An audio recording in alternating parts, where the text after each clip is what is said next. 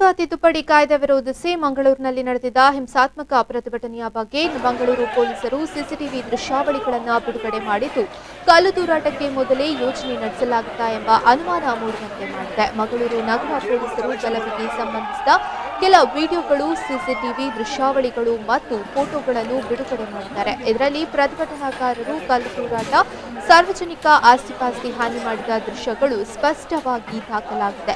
ಮಂಗಳೂರಿನಲ್ಲಿ ಕಲ್ಲು ತೂರಾಟವಾಗಿಲ್ಲ, ಪೊಲೀಸ್ ಫೈರಿಂಗ್ನಲ್ಲಿ ಸತ್ತವರು ಅಮಾಯಕರು, ಶಾಂತಿಯುತವಾಗಿ ಪ್ರತಿಭಟನೆ ಮಾಡುತ್ತಿದ್ದವರ ಮೇಲೆ ಪೊಲೀಸರು ಲಾಠಿ ಬೀಸಿದ್ದಾರೆ ಎಂಬ ಆರೋಪಗಳಿಗೆ ಪೊಲೀಸರು ದೃಶ್ಯಾವಳಿಗಳನ್ನು ಬಿಡುಗಡೆ ಮಾಡುವ ಮೂಲಕ ಉತ್ತರ ನೀಡಿದ್ದಾರೆ.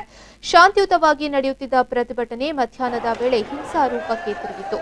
ಆದರೆ ಇದು ಪೂರ್ವ ನಿಯೋಜಿತ ಎಂಬ ಅನುಮಾನಗಳು ಈ ದೃಶ್ಯಾವಳಿಗಳು ಹುಟ್ಟುಹಾಕಿದೆ.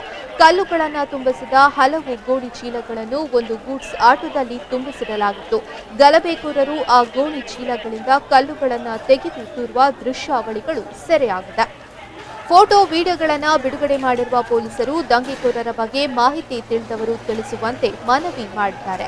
ದಂಗೆಕೋರರ ಮಾಹಿತಿ ಮತ್ತು ಅವರು ಇರುವ ಸ್ಥಳದ ಬಗ್ಗೆ ಮಾಹಿತಿ ನೀಡಿದವರ ವಿವರಗಳನ್ನು ಗೌಪ್ಯವಾಗಿ ಇರಿಸಲಾಗುವುದು ಎಂದು ಪ್ರಕಟಿಸಿದ್ದಾರೆ.